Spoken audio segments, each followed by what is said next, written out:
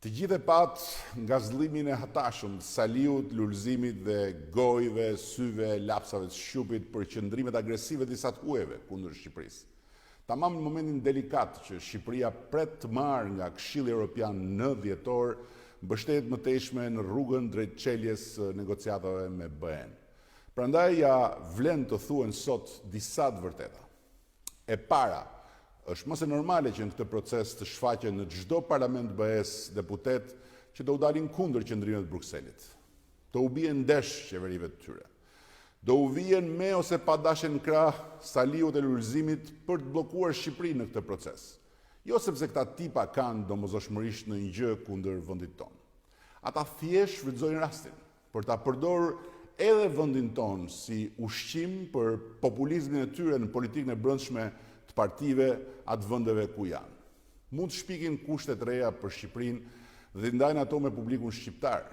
Mund të shtrembrojnë hapur, siç bën konstatimet e Komisionit Evropian dhe mund të gjejnë në mediat shqiptare një akses që në vendet e tyre as e ëndërrojnë. Deklaratat e tyre destruktive mund të shiten shqiptarëve nga të paudhët apo të paditët e këtushëm si bomba të vetë shtetet e tyre mbi Shqipëri. Po përtej një grusht i hiri që i japin me ose pa dashje Saliut dhe Partisë Demokratike për t'u hedhur në sy atyre që ende besojnë në gënjeshtrat e në shpivet e Shqupit, ata nuk kanë që bëjnë fare Shqipërisë. Sepse praktikisht nuk kanë asnjë mundësi që ta ndryshojnë qasjen konstruktive të Komisionit Evropian e të qeverive të vendeve anëtare ndaj Shqipërisë në këtë fazë kyçe të procesit. Por më tepër, ata flasin thjesht në titull personal, domethënë nuk kanë asnjë mandat nga askush. E dyta, këta zërat huaj që ngrihen bam diku e bum këtu, mund të përkojnë me nevojën e Partisë Demokratike për të justifikuar bllokimin që i ka bërë Shqupi, ligjit vettingut, duke bllokuar praktikisht reformën drejtësi dhe çeljen e negociatave të Shqipërisë me Bashkimin Evropian. Por nuk përkojnë gjikundi, jo vetëm me qasjen e përgjithshme të vendeve anëtare aktualisht, po as me ndonjë nevojë të parlamentet të tyre për të shprehur në këtë fazë lidhur me çeljen e negociatave.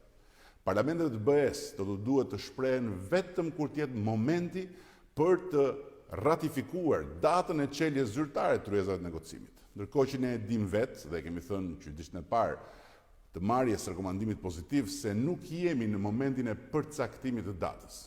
Siç e kemi nënvizuar publikisht dhe qartësisht në bazë të rekomandimit pozitiv të Komisionit Evropian, ky është momenti për të nisur përgatitjet për organizimin e tryezave të negocimit dhe për të filluar padyshim zbatimin e ligjit vettingut.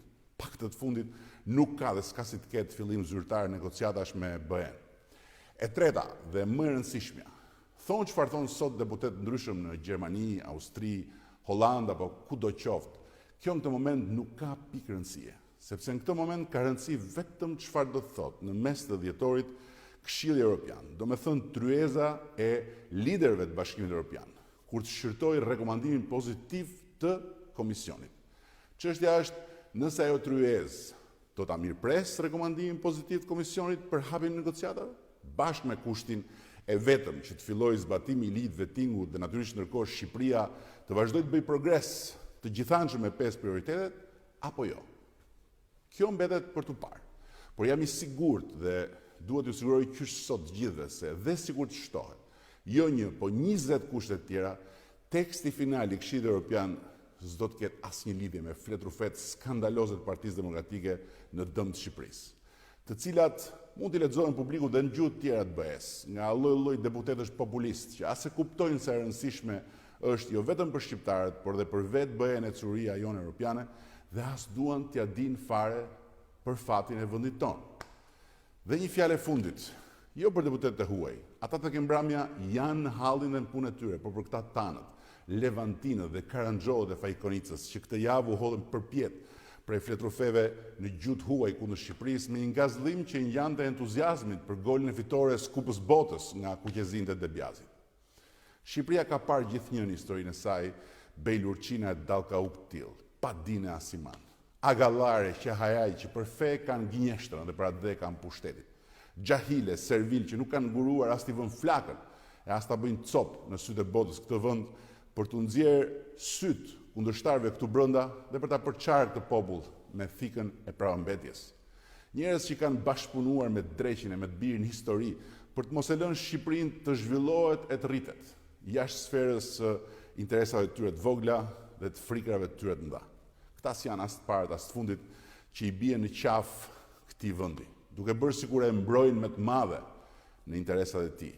Ndryshimi i vetëm është se Levantinë dhe Karanxhollit e sotëm kanë dhe tmerrin e frikës nga reforma në drejtësi, nga drejtësia të cilën mund ta vonojnë, po s'mund ta bëjnë kurrë që t'i harrojë ata dhe padrejtësitë e tyre ndaj këtij populli.